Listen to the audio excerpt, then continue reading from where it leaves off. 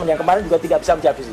Apa yang dicari itu? Nah ini dia lagi mencari, ya dia sedang mencari kelulusannya, ya gitu. Jadi dia penyebab semua ini. tambah sedikit ya. Jadi assalamualaikum warahmatullahi wabarakatuh. Saya hadir di sini adalah untuk membersamai ya sahabat-sahabat kita semuanya. Prinsipal Dr. Leonie Lydia ini bukan orang lain.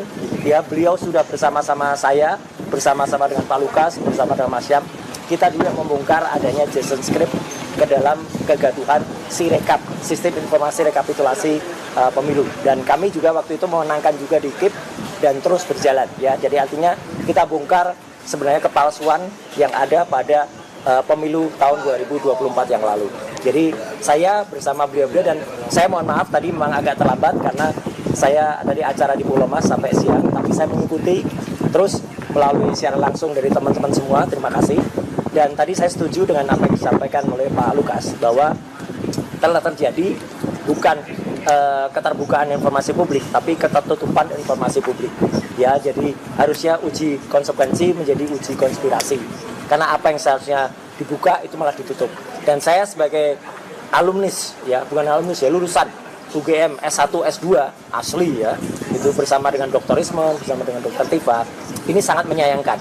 Statement yang saya lihat statement yang aneh ya, sangat paradoks. Karena pada tanggal 15 April 2025 yang lalu, Wakil Rektor UGM, Prof. Wening Udasmoro, itu dengan bangganya mengatakan, UGM memiliki predikat nomor 2 seluruh Indonesia PPID-nya. Kalau nomor 2 aja gagap kayak tadi, saya nggak bisa membayangkan yang lain-lain kayak apa. Ya, karena tadi sampak betul bahwa UGM itu tidak memiliki pengetahuan terhadap keterbukaan informasi publik. Konyol sekali tadi yang disampaikan. Informasi yang disampaikan termasuk ya 505 dokumen yang diserahkan ke Polda Metro dan kemudian mostly semuanya dihitamkan. Itu kan merupakan sesuatu hal yang sangat-sangat aneh. Dan tadi tidak salah kalau sempat nama saya sempat di sounding, karena pada saat pengumuman, kalau teman-teman lihat pada saat podcast yang dilakukan oleh Rektor UGM, Profesor Dr.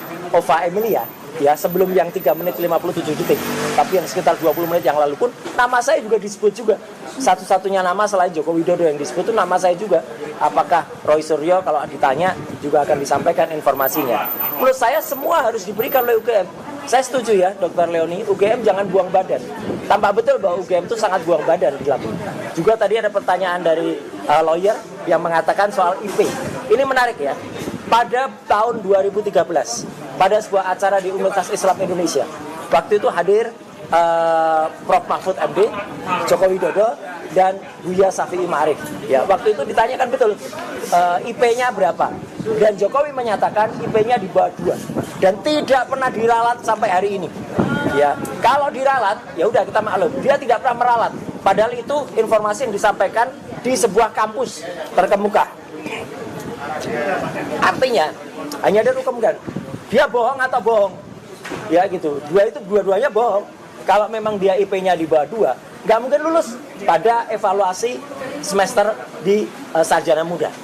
Dan kalau kita perhatikan informasi terakhir kemarin dari Rektor UGM, ini sungguh membuka tabir malah. Dikatakan ada terminasi sarjana muda dan dia nggak bisa mengelak karena bukti di Polda Metro adalah yudisium sarjana muda.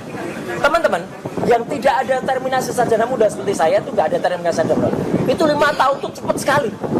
Dan 5 tahun tuh hanya bisa selesai kalau anak itu IP-nya 3 di atas.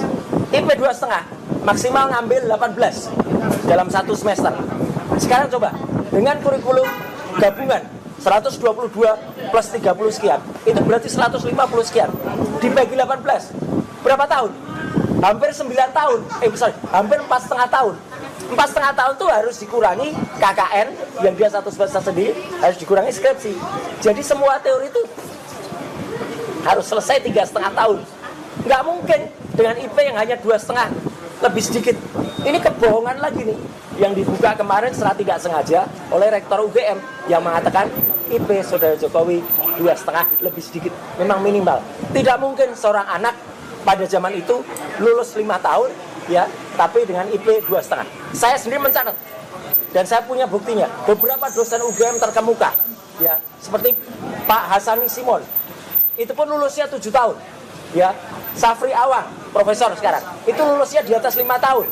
Ya, kemudian ada juga Pak Kasmujo. Itu juga lulusnya 6 tahun lebih. Ya, masa seseorang itu bisa lulus 5 tahun dengan IP 2,5 lebih sedikit. Jadi ini saya kira harus dibongkar, termasuk juga tadi meskipun tidak tidak ada legalitasnya untuk KIP, tapi pertanyaan dari salah satu lawyer tadi yang mengatakan pakai kacamata atau tidak itu menarik sekali.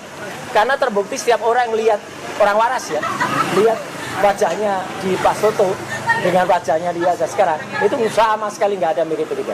Jadi sekali lagi, saya hadir di sini untuk membersamai tim Bon Jovi, ya gitu, bersama Pak Lukas Warso, Pak Syam, Bu Dr. Leonie Lydia, dan juga kawan-kawan yang lain, bersama juga lawyer Pak Petrus, itu agar maju terus, kita bersama-sama, dan saya juga sebentar lagi akan ke Mahkamah Konstitusi untuk membersamai Dr. Bonatua Silalahi yang akan melakukan gugatan terhadap seseorang yang sedang dicari-cari legalitasnya ketika dia mendapat surat pernyataan kelulusan dari atau penyetaraan dari Dirjen Dikdasmen yang kemarin juga tidak bisa menjawab sih. Apa yang dicari? Nah ini dia lagi mencari, ya dia sedang mencari kelulusannya, ya gitu. Jadi dia mencarinya nggak ketemu, dan nanti kan nggak ketemu karena surat pernyataannya itu pun yang dari Dirjen Dikdasmen yang kemarin juga kita bahas di sini itu sangat janggal. Dan waktu itu Dirjen Dikdasmen mengatakan, oh itu ada poin-poin. Jelas betul nggak boleh mengatakan hanya ada poin-poin. Ada 11 poin. 11 poin itu termasuk rapor 3 tahun. Nggak ada itu rapor 3 tahun. Surat kelulusan dari UTS Insert nggak ada juga.